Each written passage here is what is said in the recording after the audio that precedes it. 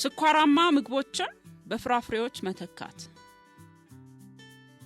ህፃናት በተፈጥሯቸው ጣፋጭ ጣዕም ያላቸውን ምግቦች የሚወዱ ቢሆንም ህፃናቱ ጤናማ የሚያደርጓቸውን ምግቦች እንዲመርጡ ማስተማር የወላጅ ኃላፊነት ነው።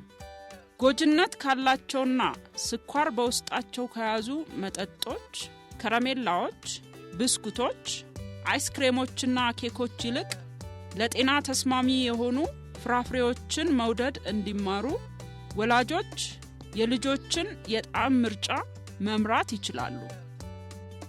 እንደ ኮካኮላ ያሉ ለስላሳ መጠጦች በውስጣቸው ለወላጆችም ሆነ ለህፃናት ጤና ተስማሚ ያልሆኑ በፋብሪካ የተጣሩ ስኳርና ሌሎች ጎጂ ነገሮች በስተቀር ምንም አይነት አልሚ ምግብ በውስጣቸው የለም።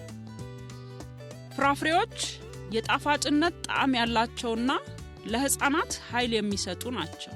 ፍራፍሬ ውስጥ ከሚገኘው የተፈጥሮ ስኳር በተጨማሪ እንደ ቫይታሚን ያሉትን በርካታ አልሚ ምግቦችን በውስጣቸው የያዙ ናቸው።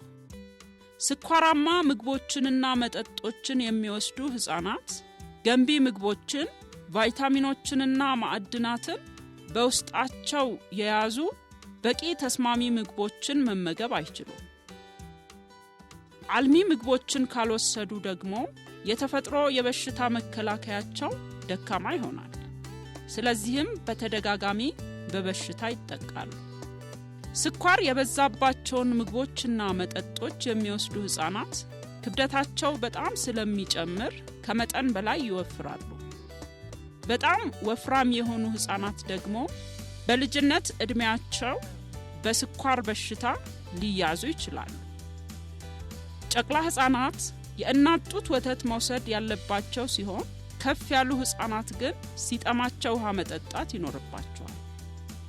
ስኳራማ ምግቦችና መጠጦች እንደ ልደት ባሉ የተለዩ ወቅቶች ብቻ መሰጠት አለባቸው።